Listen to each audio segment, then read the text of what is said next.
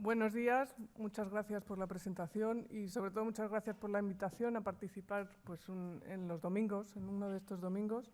La verdad que estoy abrumada de la cantidad de gente que hay y les quisiera agradecer a la Fundación también el haberme invitado para estar aquí y sobre todo a todos ustedes por estar, ¿no? Y por tener interés y contribuir y colaborar, porque la verdad que para los historiadores del arte parece un poco cursi lo que voy a decir, pero sin ustedes no tiene sentido. Si yo investigara y escribiera y hablara y no hay nadie que me escuche o que me lea, pues poco sentido tiene, ¿no? Así que muchas gracias a todos ustedes. Y como ha explicado un poco Alberto, vengo hoy a hablar de unos dibujos, podemos decir que es los primeros dibujos en llegar al museo en un periodo concreto que va desde 1819, cuando se funda el museo, hasta 1868. Iba a decir, les voy a hacer una breve introducción, pero más bien es un recuerdo de cómo se inicia el museo. El museo, como saben, bueno, los planos y alzado que tienen aquí es del edificio que lo hizo el arquitecto Juan de Villanueva. Lo diseñó realmente como edificio de gabinete de ciencias naturales, pero terminó siendo el museo que todos conocemos. Fue Fernando VII, junto con su esposa María Isabel de Braganza, quienes impulsaron a que este edificio finalmente fuera el Real Museo entonces. Se inaugura, como saben, el 19 de noviembre de 1819 y esa fecha, aunque históricamente ha pasado un poco desapercibida historiográficamente hablando y más bien en la prensa, no tuvo la repercusión que nosotros podemos imaginar de aquel Real Museo, de aquel día de inauguración. Sí es cierto que durante los primeros años hubo mucho trajín de obras y llegaron muchísimas obras que fueron aumentando la colección del museo. El día de la inauguración había 311 obras colgadas, pero sabemos que ya se albergaban en la institución más de 1.500. Y a raíz de ese día siguen llegando más y más, entre ellas esculturas, por eso también se pasa a denominar Real Museo de Pintura y Escultura. ¿Qué pasa? En 1668 llega la Revolución, la Gloriosa, y todos los bienes de la corona se nacionalizan. Pues es justamente esa franja temporal la que yo hoy voy a tratar aquí, esos casi 50 años de existencia del Real Museo. El primer documento en el que se reúnen los dibujos que están en el edificio, en el Real Museo, es la testamentaría de Fernando VII, que se realiza en 1834. Él fallece en septiembre del 33, y tras su fallecimiento se lleva a cabo la testamentaría. Me voy a referir bastante a este documento. Lo que es muy interesante es que ya se recogen los cuadros que pertenecen, o las obras que pertenecen a él, que están en el Real Museo, también las que había en otros sitios reales, ¿no? Pero hay un apartado específico dentro de estas que están en el Real Museo que está dirigido a estampas y dibujos. O sea, ya es bastante notorio que ya en una época tan temprana se haga una distinción. Ahora bien, dentro de esa lista solo hay 16 obras, dibujos. No me voy a meter hoy en estampas, pero hay 16 dibujos. Más luego veremos algunas obras más sobre papel que estaban en el gabinete de dibujos y estampas. Perdón, en el gabinete de dibujos y estampas, no, en el gabinete de descanso de sus majestades. Pues bien, dentro de esos 16 dibujos de los que yo voy a intentar hablar de una forma cronológica, tenemos que tener en cuenta que llegan sobre todo al inicio del museo, es decir, los primeros años 1820, 1821, pero la franja que llega en este caso hasta 1834 es cuando aún vivía Fernando VII. Por tanto, aquí en la litografía que pueden ver aquí, que está según basada en una pintura de Fernando Brambilla, la he traído un poco en forma de contexto o evocar, ustedes se podrían imaginar estar paseando por ahí y ver este edificio y saber ya que en su interior había estos dibujos de los que hoy voy a hablar. Si el museo se inaugura ese 19 de noviembre de 1819, el primer documento que hasta el día de hoy yo he conseguido hallar es una referencia a un recibí que aparece el 20 de febrero de 1820, es decir, 3 meses después. Es el momento del trienio liberal que va desde 1820 al 23. El director del Museo del Prado en esas fechas es el príncipe de Anglona. Es el momento, pues, se restablece la Constitución de Cádiz, y es un momento que hay poca documentación escrita, pero es un momento que sabemos que hay muchísimo trajín de obras que van y vienen de sitios reales al museo. Es decir, ustedes saben que el Real Museo en ese momento lo que le alberga son obras procedentes de la colección real. Pues bien, el documento fechado el 20 de febrero es un recibí que firma el primer conserje del museo, que es Luis Eusebi, que a muchos de ustedes les sonará el nombre. Él lo firma y, como voy a leer, dice... a ver aquí, he recibido del señor don Luis Beldro, que realmente es Beldroff, aposentador mayor y conserje del Real Palacio, un cuadro de papel con su marco y cristal, hoy 20 de febrero de 1820. Sin más, no nos dice ni autor, ni título, ni dimensiones. Las únicas pistas que aquí nos da este documento es un cuadro de papel. Y además la referencia a que va enmarcado y con cristal. Es decir, con estas pistas es lo único que podemos, del hilo que podemos tirar. Al cotejar la lista de los 16 dibujos que hay ya en la testamentaría de Fernando VII, pues hay 4 que podrían ser o encajar con este recibí. Digo 4 porque el resto o sí sabemos ya la fecha en la que llegan exacta o tenemos alguna descripción que nos deje saber más.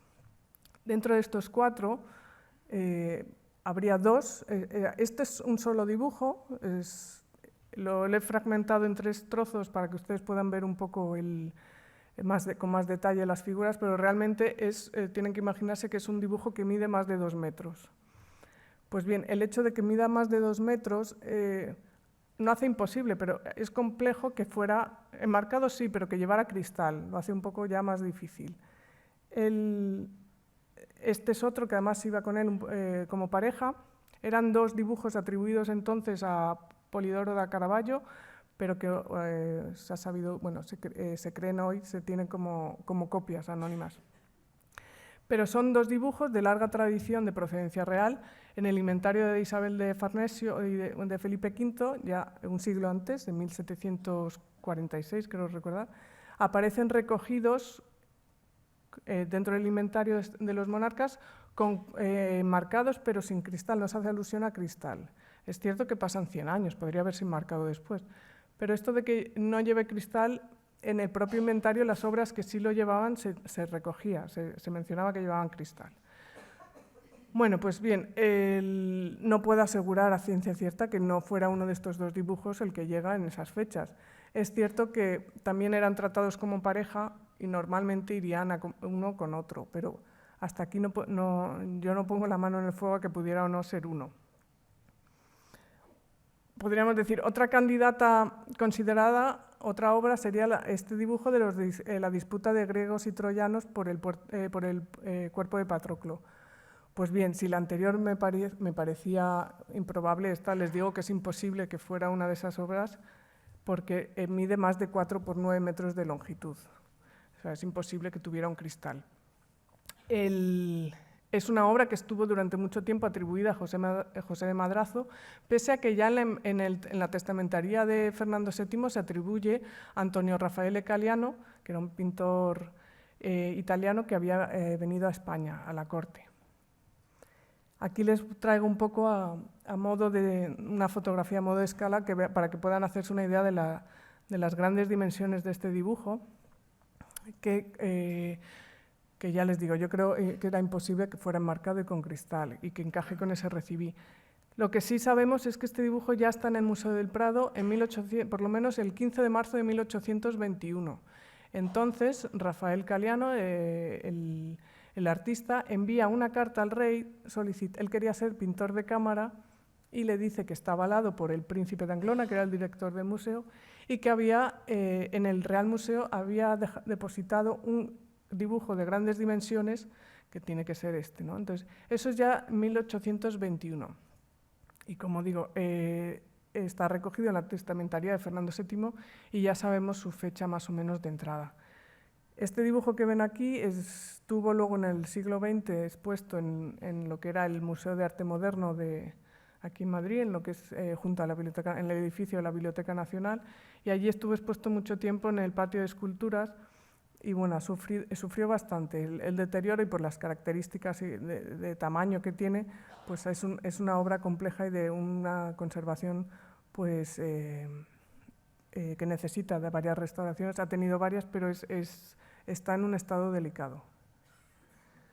Bueno, pues la obra que más opciones tiene para ser aquel recibido, en el que se alude a un cuadro de papel, es el de las plantas, alzados y perfil del edificio en el que nos encontramos, el edificio que había ideado Juan de Villanueva.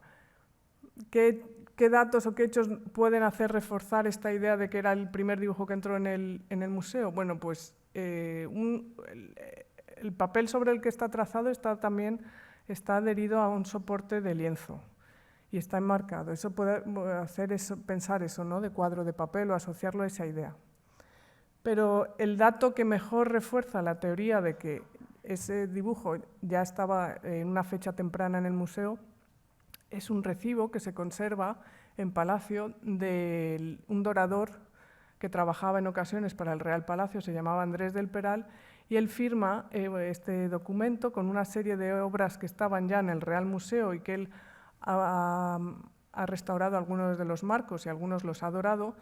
Y esa es de fecha de 1821, creo recordar que de septiembre. Él entrega el recibo diciendo que ha dorado estos y con la cantidad que hay que pagarle. Pero toda la lista de esas obras en la que trata los marcos están todas ya en el Real Museo. Entonces, pudiera haber sido este dibujo el que entrega Luis Beldroff a Luis Eusebi ese 20 de febrero de 1820, pues yo creo que es el que más papeletas tiene para ello. Luis Beldroff, en el museo se halla este magnífico retrato que hace de él Vicente López, que además lo hace hacia estas fechas, hacia 1823, o sea, el retrato es lo más fidedigno al momento justo de este momento que estoy tratando. Él era el aposentador mayor y conserje, el cargo de conserje del Real Palacio, y le representa Vicente López con el uniforme de gala de su cargo y, como ven, con la llave en la mano, en alusión a ese símbolo de abrir, ¿no?, en relación con el cargo que tenía. Bien, ¿entregó Beldroff o no al Real Museo el 20 de febrero de 1822 este dibujo? Al 100% yo no lo puedo asegurar, pero sí que creo que es hasta esta fecha la obra que más papeletas tiene para ello. Y no cabe decir que sería pues, bastante pertinente o significativo que precisamente el dibujo de los planos y el alzado de este edificio en el que estamos, pues que fuera el primer dibujo que llega al Museo del Prado. Ahora bien, ¿qué otras obras podemos ya decir que llegaron en estas mismas fechas? Pues son, sabemos, otras 3 obras que llegan en 2 traslados en 1820, también en ese primer año del museo, y son, el primero es este dibujo de la batalla de Constantino contra Magencio, que también conocido como Batalla del Puente Milvio.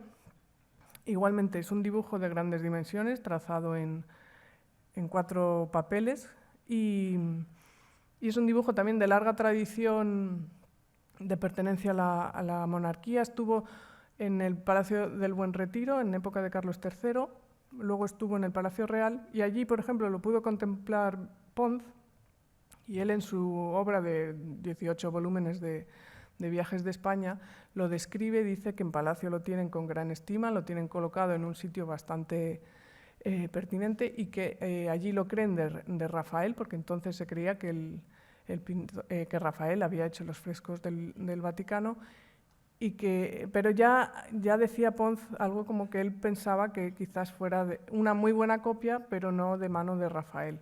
Se ha sabido posteriormente que los frescos no son de Rafael, sino de Giulio Romano, pero él hacía muy bien ya Pons en advertir de que él pensaba que quizás fueran de otra mano. Pero aún así reseñaba la gran calidad del dibujo. Las 2 imágenes de abajo son 2 detalles de la obra para que puedan tener un poco de idea de ese detalle del que hablaba Pons. Vale, pues los otros dos dibujos en llegar en el año, en este caso es el 15 de diciembre de 1820, es otro recibo que hay en Palacio, una lista de obras que se envían y junto a muchísimos cuadros se envían dos obras sobre papel. En este caso no sabemos ni autor, según al leer el documento no mencionan ni autor, ni dimensiones, ni títulos. Simplemente dicen dos dibujos a tinta china, bueno, y luego en el apartado de soporte dicen papel. Bien, pues al cotejar con la lista del inventario de Fernando VII, solo hay dos dibujos a tinta china que podrían cuadrar con esta descripción, que son estos de la muerte de Gis de Clitemnestra y la muerte de Agripina, de un autor llamado Domenico Maria Servidori, que él, bueno, el texto que se ve es difícil de leer, pero hace referencia a lo que está retratando, y los fecha. Uno está fechado en 1774, otro en 1775, y bueno, son los que llegan en esa fecha. Podemos asegurarlo una vez más gracias al inventario de Fernando VII, de ese apartado en concreto que les decía de dibujos y estampas. Pues bien, hasta aquí son los dibujos que sabemos con certeza. Bueno, acabo de decir sabemos, ahora me voy a retractar, pero que se incluyen dentro de la testamentaría de Fernando VII, aquí no hay nada a escala, es simplemente para que recuerden un poco los dibujos que he mencionado, son los que ya llegan en los primeros 2 años de creación del museo, es decir, los que llegan en el 20 y en el 21, y son los que se recogen en este inventario. Ahora bien, pueden ver que un poco sus características, o comparten unas características que son: varios de ellos tienen grandes dimensiones, es decir, eran más bien tratados como cuadros que como dibujos, por eso seguramente es por la razón que llegan al museo. En ese trajín de obras, de envíos de los reales sitios hasta el Real Museo, pues se eligen estos pues, por estar más bien tratados como cuadros que como dibujos con otras características. Y siguiendo de forma cronológica los dibujos que van llegando, las obras sobre papel que van llegando al museo, como ustedes saben, al poco tiempo de crearse el museo se crea una sala, un gabinete de descanso de sus majestades, que estaba destinado para lo que dice, ¿no?, el descanso de los reyes. Es una sala que desde el 2019, si no, intuyo que muchos de ustedes habrán podido volver a pisar, que está organizada atendiendo a ese significado original de gabinete de descanso. Por las características de la sala, las obras que allí colgaban tenían un carácter regio, eran sobre todo retratos de personalidades de la monarquía española. Aquí en el óleo de Juan María Abrial y Flores, que está tomado desde la Puerta de Murillo, esos ventanales son esa sala, y lo vemos desde el interior del Jardín Botánico. La creación de este gabinete comenzó en 1827 y se inauguró en 1828. Otra vez, es por el inventario de Fernando VII que podemos saber las obras que allí colgaban. En ese momento eran 54 obras, y para lo que hoy nos interesa a nosotros eran 9 sobre soporte de papel, un dibujo y 9 pasteles. El dibujo es al que ya me he referido anteriormente, que es el de los alzados del edificio, y la selección pues no es casual, aunque el arquitecto lo trazara como gabinete de historia natural y terminara siendo el Museo del Prado. La singularidad de ese dibujo en esa sala se refuerza sobre todo si tenemos en cuenta que también estaba el retrato de María Isabel de Braganza como fundadora del Museo del Prado, un cuadro póstumo que le hace Bernardo López Piquer, que era el hijo de Vicente López. Y en esta obra, como ven, ella aparece señalando con una mano el edificio del museo y con la otra está verificando lo que podrían ser los planos de organización de las obras en el museo.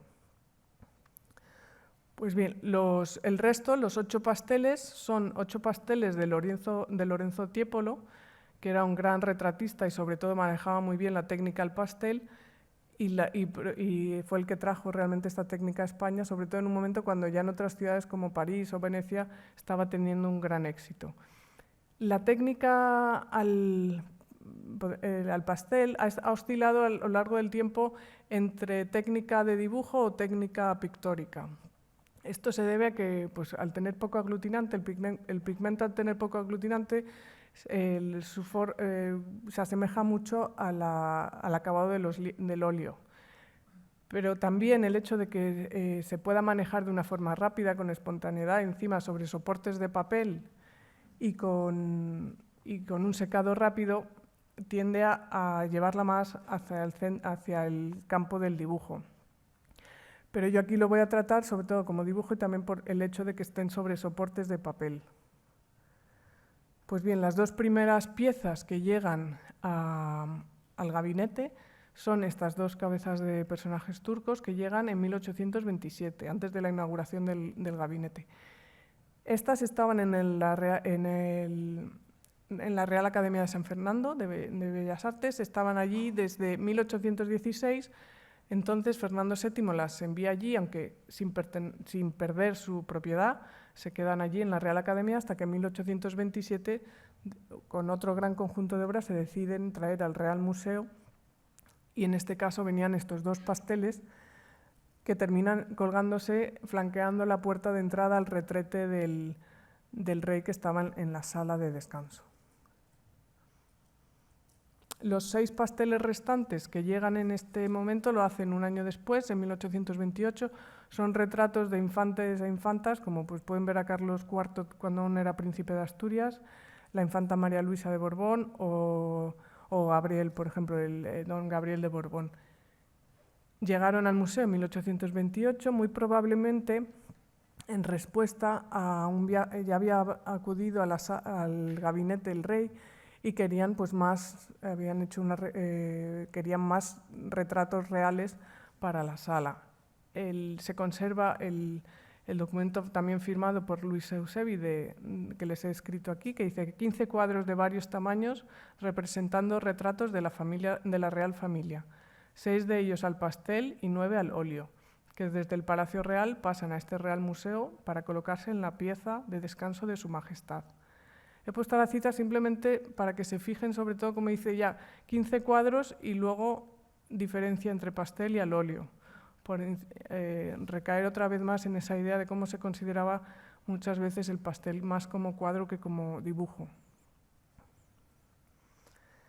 Bien, pues hasta aquí era lo que había en el gabinete real, en soporte sobre papel, y ahora los siguientes dibujos en llegar lo hacen en 1832, y son 2 dibujos que habían en San Ildefonso, en Segovia, en el Palacio de San Ildefonso. En el 31, tanto el pintor de cámara, uno de los pintores de cámara, que era José Antonio Rivera, como un restaurador del Museo del Prado, José Bueno, son comisionados para acudir allí al Palacio de San Ildefonso a hacer una selección de obras y cuadros y esculturas que por su mérito deberían estar en el Museo del Prado, y traerlos aquí para seguir decorando y ornamentando el Real Museo. Ellos hacen un listado, se lo dan al director del museo. El director del museo manda correspondencia a San Ildefonso, y allí les dicen que el rey ha aceptado que se envíen esas obras. Lo que pasa que como es la estancia del rey en ese momento allí, dice no, que no se envíen todavía, porque si se envían yo me quedo aquí desprovisto de decoración. ¿Qué pasa? Que debe ser que ya cuando él se fue a otra estancia se olvidaron de esto, y fue el propio director del museo que tuvo que recordar que nos habíais dicho que nos ibais a enviar estas obras y no llegan. Bueno, pues por eso llegan un año después, en el 32, y en concreto dentro de ese listado hay 2 dibujos, que son estos que ven aquí, una Santa Inés y una Sagrada Familia donde la Virgen está dando el pecho al Niño Jesús. Pues eran 2 obras, 2 dibujos que estaban atribuidos al Guercino, que habían pertenecido a Isabel de Farnesio y que habían quedado recogidos en su inventario de bienes de 1746, y allí en San Ildefonso estaban en el cuarto de los infantes.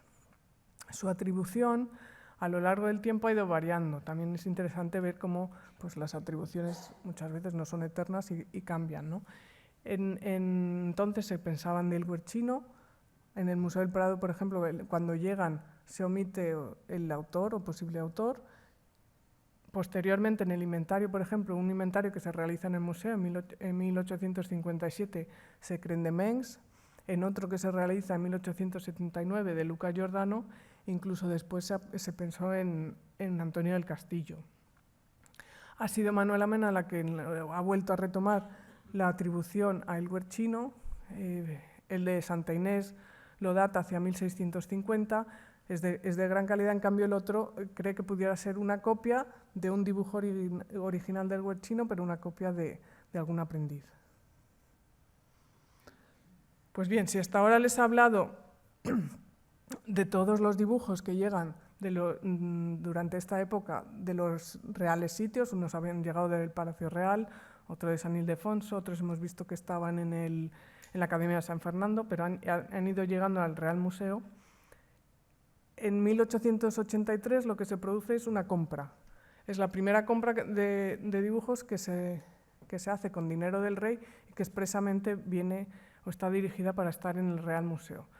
Son estos dibujos que les pongo aquí, que habían pertenecido a un grabador en hueco de medallas y monedas, que también había hecho algo como escultor, que era un poco desconocido, se llamaba Rafael Plañol. Pues al fallecer su viuda los pone en venta y por mediación de Vicente López y Juan Antonio de Rivera, que eran los pintores de cámara, hacen una tasación, la presentan al rey, él la aprueba y esos dibujos vienen directamente al Real Museo.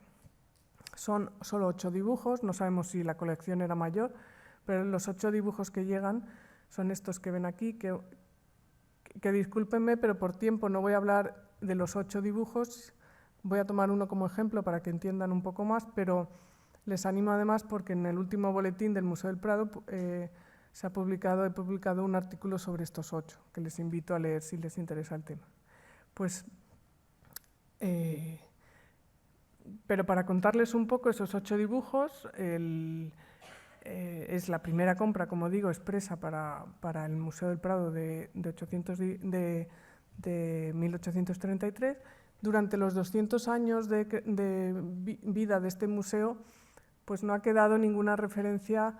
Es difícil de trazar qué 8 dibujos eran porque no había quedado ninguna referencia expresa proceden de la compra Plañol o incluso en el inventario de Fernando VII, que aparecen recogidos con el número del 1 al 8. Y las descripciones son muy breves, sucintas, son muy escasas. En algunos, como les voy a señalar a continuación, pues no se sabe exactamente, cambian de autor, cambian de tema, el asunto en algunos se da, en otros no. Entonces es un poco compleja poder rastrear esos 8 dibujos, más si tenemos en cuenta que la colección real al final, yo ahora mismo estoy hablando de 16 dibujos, pero cuando termine son 800, podríamos decir en torno a 850 dibujos. Yo no puedo hablar hoy de todos ellos, pero sería ese el cómputo total. Pues bien, la forma en la que mejor, o las pistas, ¿no?, que más nos dan sobre estos dibujos son los inventarios, y es a través del seguimiento de ellos que podemos entresacar esa información. Además, los inventarios nos dan otra información valiosa, y es que es un poco, iba a decir la manipulación, pero más el manejo, un poco la vida material que tienen estas obras. No ya solo dibujos y estampas, sino en general cualquier tipo de obra. Por ejemplo, nos podemos imaginar que en 1833, cuando llegan al Museo del Prado, a lo mejor estaban dentro de una carpeta, por ser pocos, o podrían haber estado enmarcados, no sabemos. Pero sí sabemos, por ejemplo, ya en el inventario de 1857 se dice que algunos estaban enmarcados con marcos negros, que son unos marcos que se pusieron en el museo, otros no, otros simplemente no se dice nada, no se hace ninguna alusión ahí.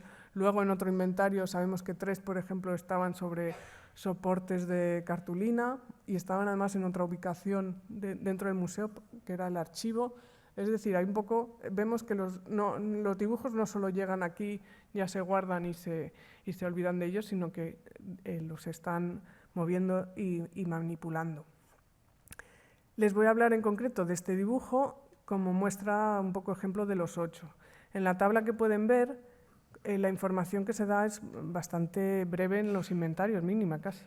En el primer documento de tasación, que es el que hace Vicente López y Rivera, de 1833, pues solo aparece considerado de Polidoro, otra vez Polidoro de Caravaggio, sin descripción, por ejemplo, del asunto. A continuación, en la testamentaría de Fernando VII se mantenía la atribución y como asunto un santo padre, o un padre santo. En 1857, tanto el autor como el tema se daban por desconocidos y es ya en el inventario de 1877 cuando se apunta hacia un posible tema, que era un papa desconocido cruzando caballero de una orden a un personaje apadrinado por Minerva.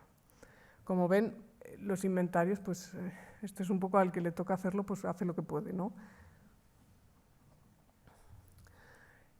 Actualmente el dibujo está atribuido a Federico Zúcaro y fueron Harp y Gabriele Finaldi quienes señalaron que la escena seguramente retrata al Papa Pío V.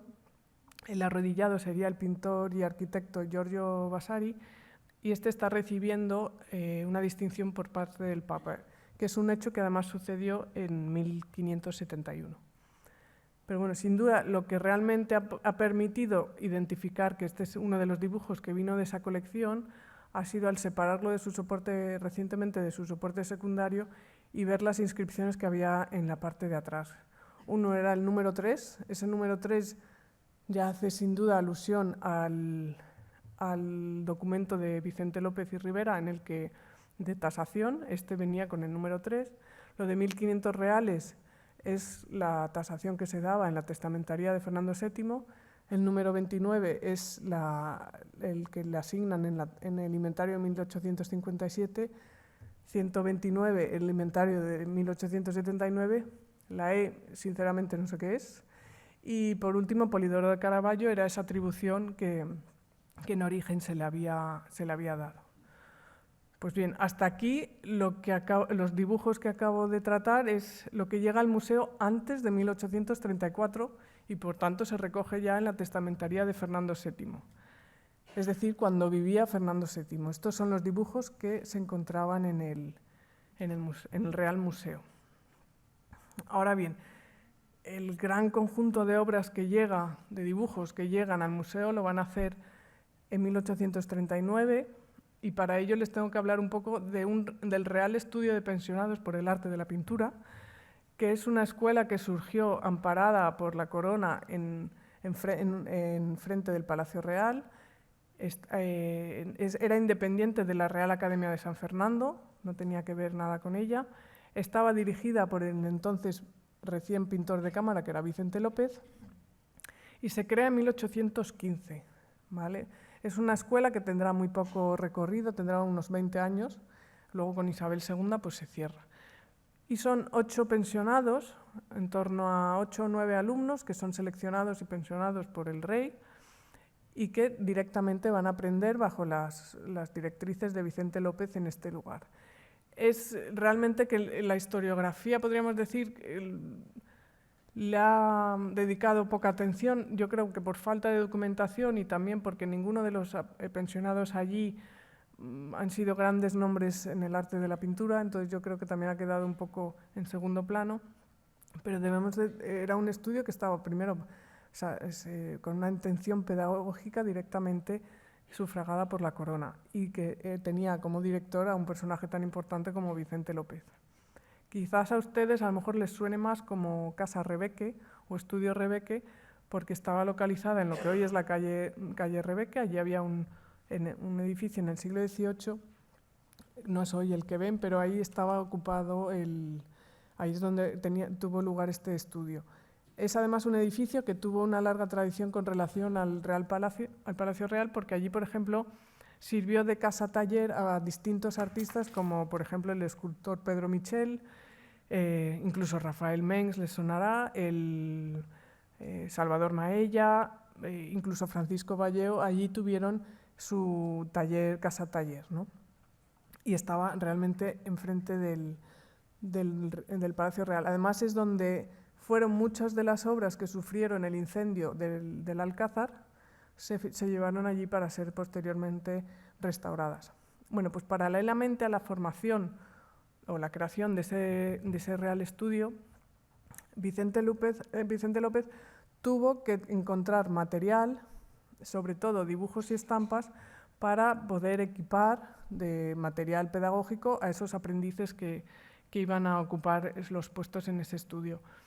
De una forma simultánea salieron a la venta en ese momento 2 obras que sobre todo tenían obras de dibujos, que era una pertenecía al recién fallecido Pedro González de Sepúlveda y otra a un no tan conocido pintor, Domingo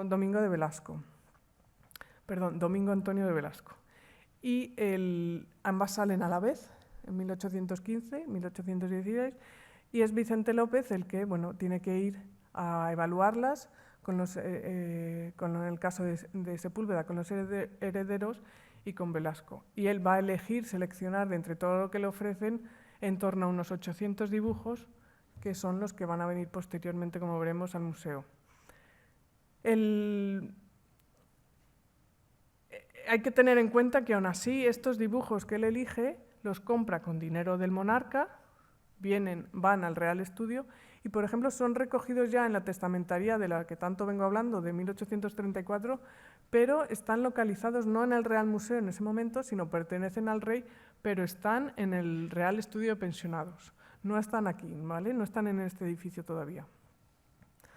La primera colección pertenecía, como les he dicho, a Pedro González de Sepúlveda, que por ser largo el nombre me voy a referir ahora como más se le conoce, Sepúlveda, que había fallecido ese mismo año y tenía sus herederos lo pusieron en venta. Él tuvo 4 hijos varones, son 3 los que lo ponen en venta. El más conocido, que es Mariano González de Sepúlveda, él en la documentación no participa de esta venta. Él tuvo éxito como grabador, por lo que seguramente no necesitaba de ello.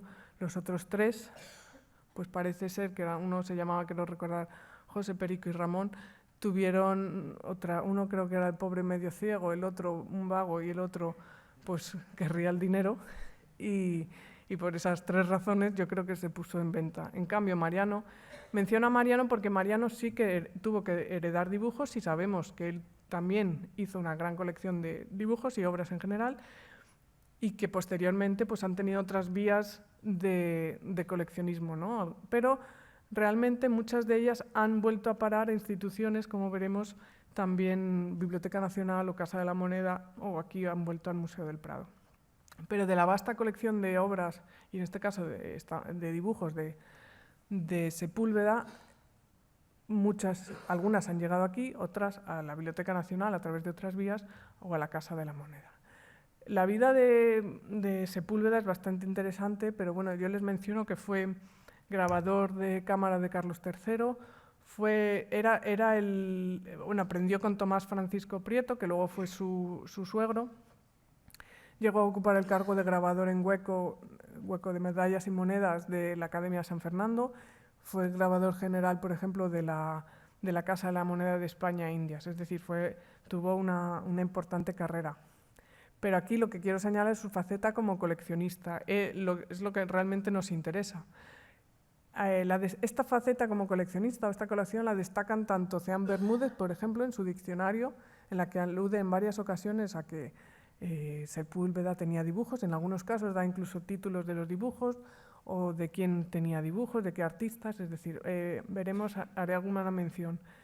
En la necrológica tras el fallecimiento de Sepúlveda se destaca que tenía una gran colección de azufres, medallas, monedas, estampas, yesos, maquetas, es decir, le gustaba coleccionar, pero es cierto que se destaca sobre todo la generosidad con la que las prestaba y mostraba a distintos aprendices para que pudieran aprender con ellos a través de la copia, sobre todo. Es decir, es más como una colección de profesor, de querer usar para aprender a dibujar y pintar, más que como una colección pues, de amor a la posesión o histórica incluso. En este sentido es interesante esta referencia que deja escrita, también no les he comentado, pero de Sepúlveda se conservan 10 diarios, 10 cuadernos de sus diarios, uno en la Biblioteca Nacional y 9 en la Casa de la Moneda, que dan una información muy valiosa no ya solo de temas artísticos, sino también de incluso el siglo XVIII, ¿no? Y en el caso que nos interesa, pues da datos sobre dibujos que ha tenido, algún dato sobre quién le ha vendido dibujos, o incluso ya aparte sobre técnicas de grabado, en este caso, de limpieza de humedad, es decir, son bastante interesantes. Y en sus diarios, por ejemplo, él deja escrito que se carteaba con un tal Francisco Vieira de Matos, que es también conocido como Ilusitano, que es un pintor portugués de gran éxito durante el siglo XVIII, y con ellos pues hubo una amistad en la que se carteaban y se mandaba, el Lusitano le enviaba dibujos. Es algo que también dice Ceán Bermúdez en su diccionario, que dice, bueno, cuando habla él recoge la biografía de Lusitano y menciona que Sepúlveda tenía dibujos de él. En el Museo del Prado, con procedencia colección real, es decir, a través de lo que pudo tener Sepúlveda y compró Vicente López para el Real Estudio, hay este dibujo atribuido a Vieira, que pues sin duda fue de aquellos que el Lusitano mandó a Sepúlveda, y luego de Sepúlveda los herederos vendieron a Vicente López a través de la corona para que vinieran luego posteriormente al Real Museo. Pero por hacer un inciso, la colección de Sepúlveda, como dije, tuvo distintas ramificaciones. Vicente López no pudo comprar todo, él mismo en la documentación dice que ha tenido que hacer una selección, han tenido que ir rebajando el número de obras y de precio porque pues la corona no aceptaba pagar tanto por aquello.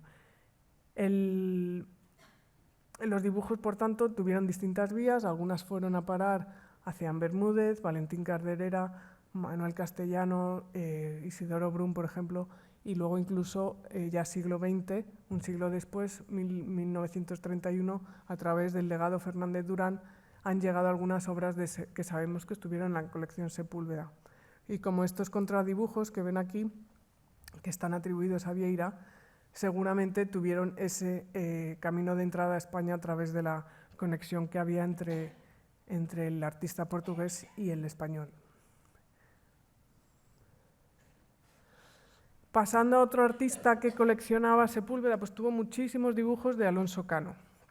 Esto es algo ya más estudiado, es verdad que el inventario de Sepúlveda es un documento no podemos sacar nada en claro porque simplemente tiene algunos enunciados como 40 dibujos de Cano, algunos enmarcados y con cristal, y dan una numeración, 1, 2, 3, 4, sin saber nada, ni autor, ni nada, ni título.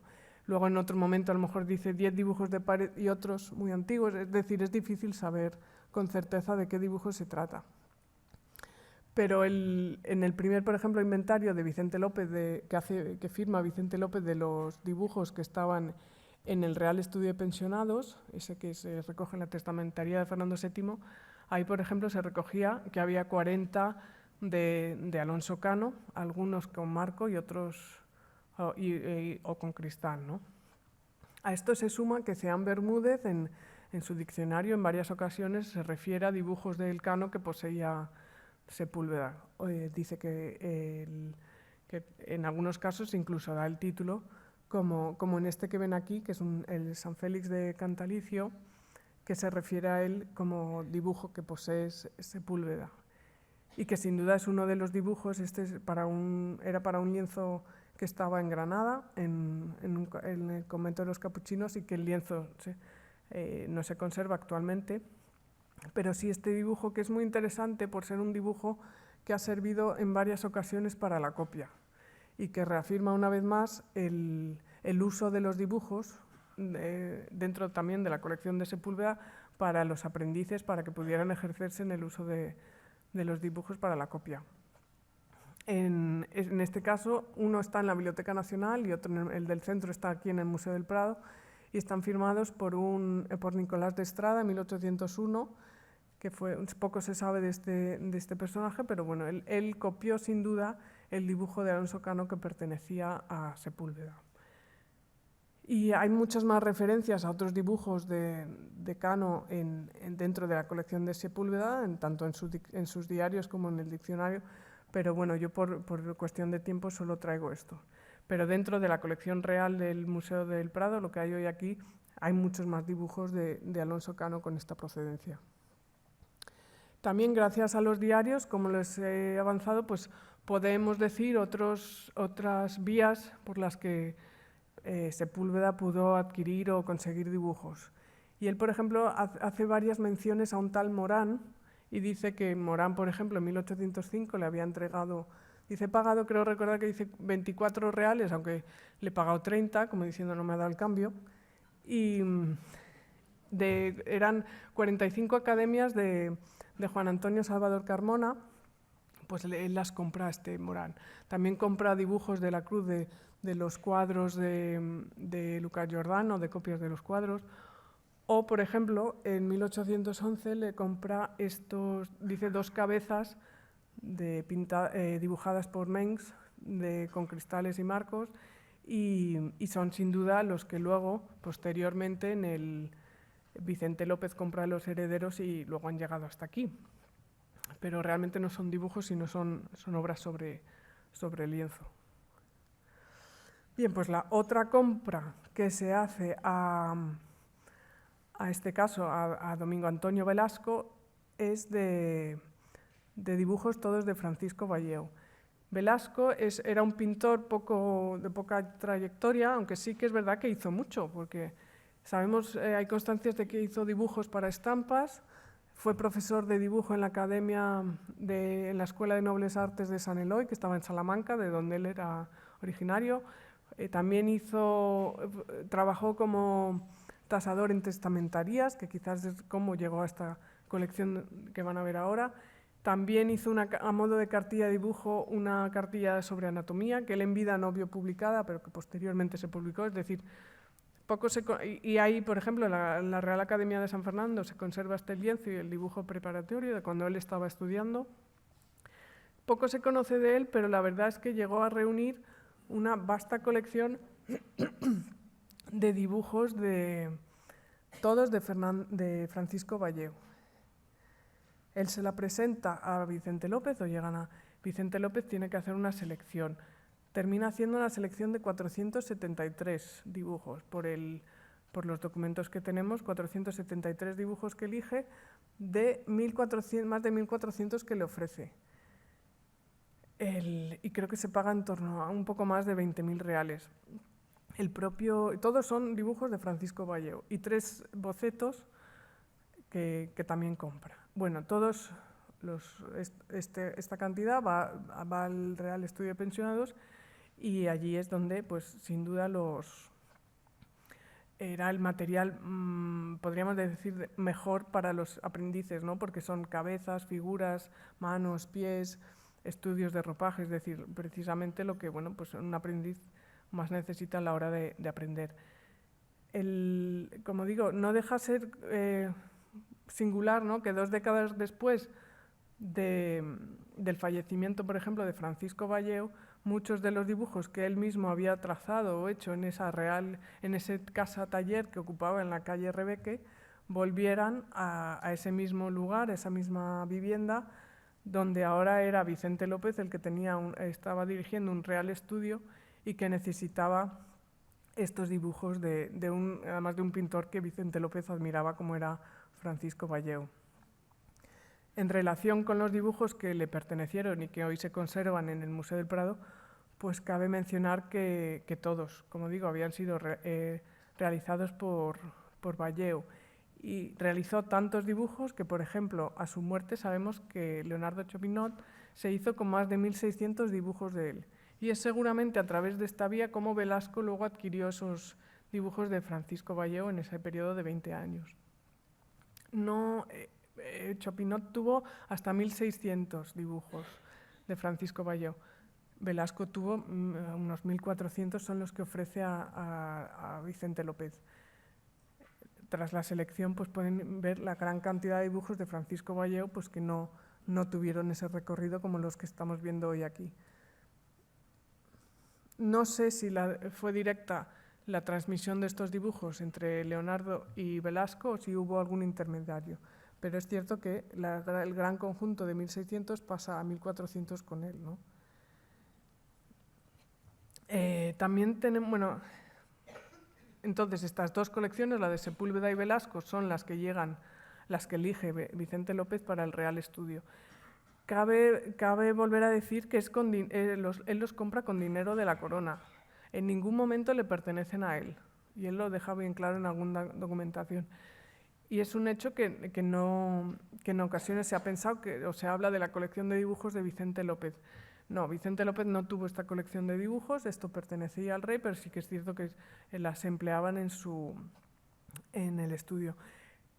Él decía que era una pena que había tenido que hacer una selección tan pequeña de lo que le ofrecían, sobre todo en cuanto a la colección de dibujos de Valleo, decía que era una pena porque él justo eran los dibujos que más se necesitan para el aprendizaje y que justamente él, con todas las labores que tiene, no tiene tiempo y no puede dedicarse a hacer tantos dibujos de manos y pies para que otros aprendan. Y él remite que si hubiera más dinero, él cree que hay cosas más interesantes que se pueden seguir comprando.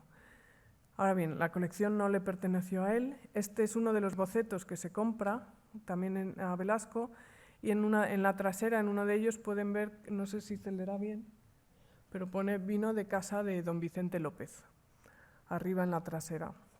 Esta puede ser quizás una razón por la que se cree que esta colección le perteneció. El boceto es de un cuadro de la Ascensión del Señor, que el cuadro fue diseñado para una iglesia de San Pascual en Aranjuez. No se conserva actualmente el óleo original, pero sí, por ejemplo, en esa selección que hizo Vicente López de los dibujos de Valleo, había estos dibujos, estudios previos a la obra, que tienen relación con este mismo composición. Bueno, llegó el ocaso del Real Estudio, se cerró, bueno, murió el monarca y bueno, Isabel II pues no quiso continuar. Se cerró. ¿Y qué pasa entonces con esa gran colección de obras, tanto de dibujos, estampas, yesos, tal? Pues piden que Vicente López la remita al Palacio Real. Él la envía y seguramente es entonces cuando se escribió esa inscripción de vino de casa de Vicente López. Él primero envía estos dibujos al Palacio Real, que estaba ahí al lado, enfrente, y de allí se escribe al director del Museo del Prado diciendo que puede venir a hacer una selección de los dibujos que cree que pueden venir al Real Museo.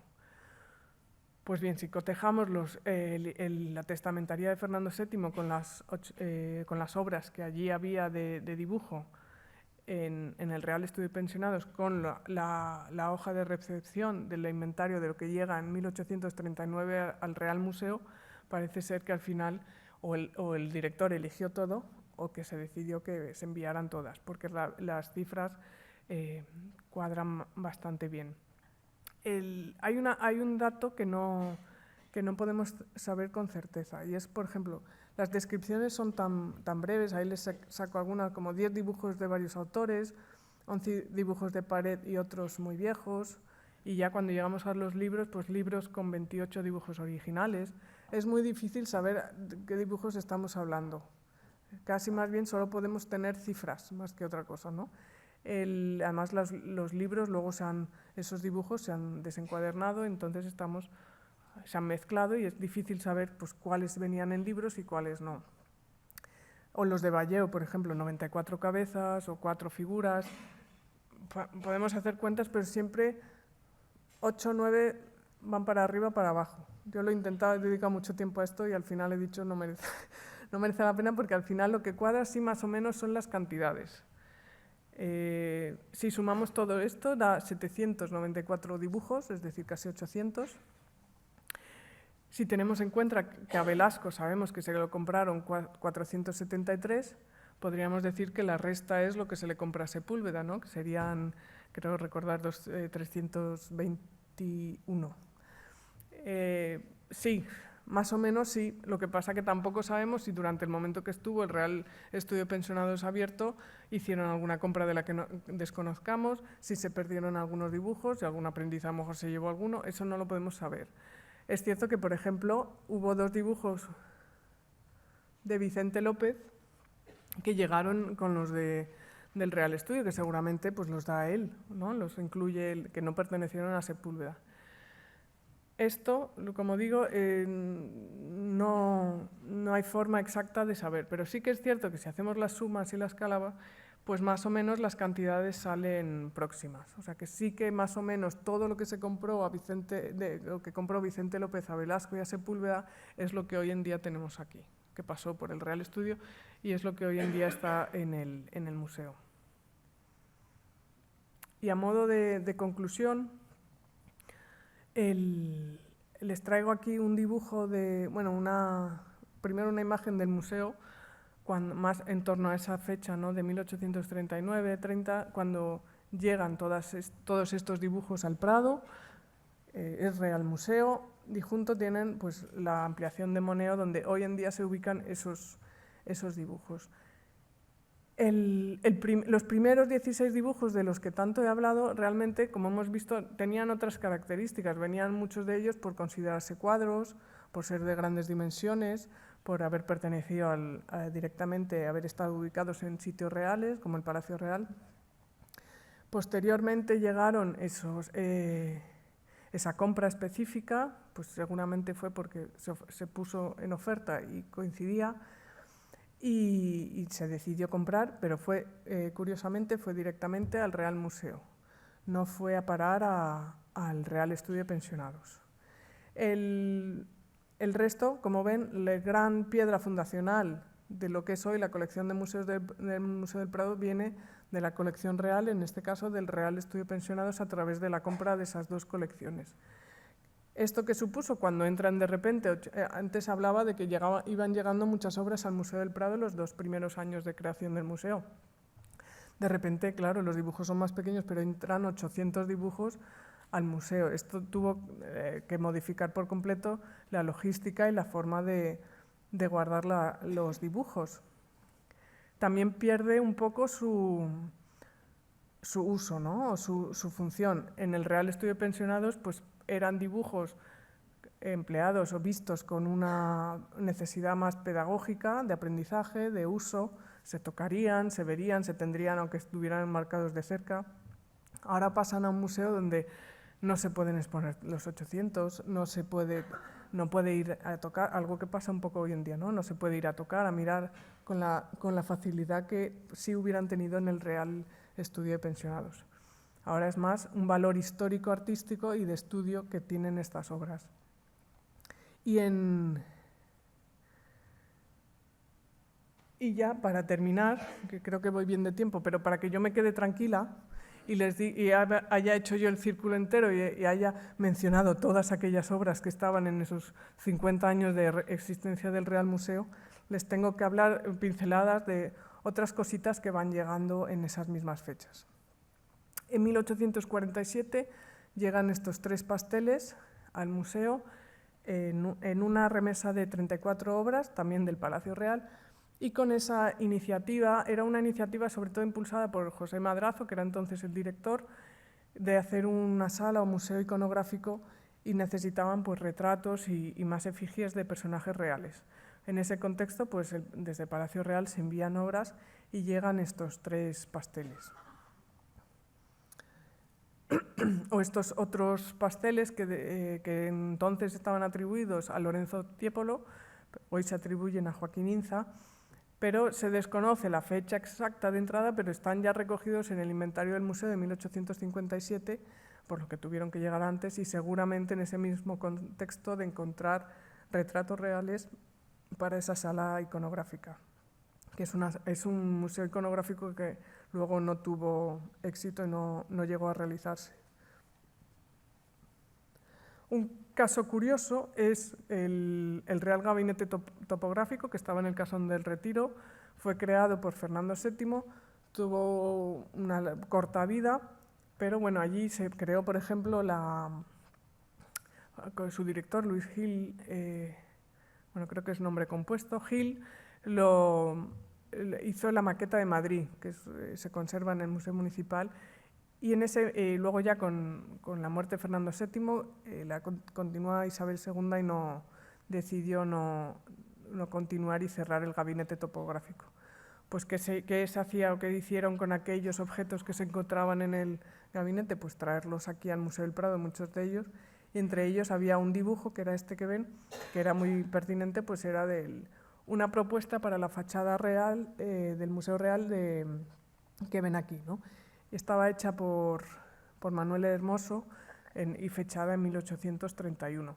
Como ven, es un planteamiento que no es el que finalmente se hizo. Aquí aparece Fernando VII rodeado de alegorías de las bellas artes y arriba de la composición está coronando la escena Apolo. Y ya el último material sobre papel que llega al museo, cuando este Real Museo, es un cuaderno que está recogido en el inventario de 1857, bueno, en las adiciones, y fue realizado por el renacentista Hernando de Ávila, que son de figuras reales que había en el artesonado del Alcázar de Segovia. Y otra vez más es por ese interés de José de Madrazo de encontrar más retratos regios para el Museo de Iconografía. Él además se conserva un documento en el que él tenía que acudir ya al monasterio del Escorial y pide que, ya que va hasta allí, que le dejen ir hasta Segovia para ver el Alcázar. Y también hace una alusión a que a ver si se pueden encontrar más documentos relacionados con esta iconografía de estos reyes. Le interesa sobre todo encontrar las primeras retratos de los primeros reyes de España, y en ese contexto es como da con este cuaderno. Se sabe que había otro cuaderno más, pero bueno, en una hoja que está en el interior del cuaderno se dice que la ha comprado a una tal Fernanda Muñoz de Foxá, que ella misma en una minuta, en un texto que hay al final, dice que va dirigido a José Madrazo, le dice: he conseguido convencer a mi madre y te lo vendemos. Y te lo vendemos a ti por ser, pues debe ser que tenían confianza con José de Madrazo para que lo tenga. Y es José de Madrazo, parece ser, yo no lo puedo corroborar, pero parece ser que con su propio dinero lo compra y se queda en lo que era el Real Museo. Ya 2 días después deja de ser Real Museo y ya seguiremos otro día con los dibujos que van llegando en esas fechas. Pero hasta aquí, más o menos, unos 850 dibujos con esa piedra fundacional de la colección que hoy tenemos. Muchas gracias.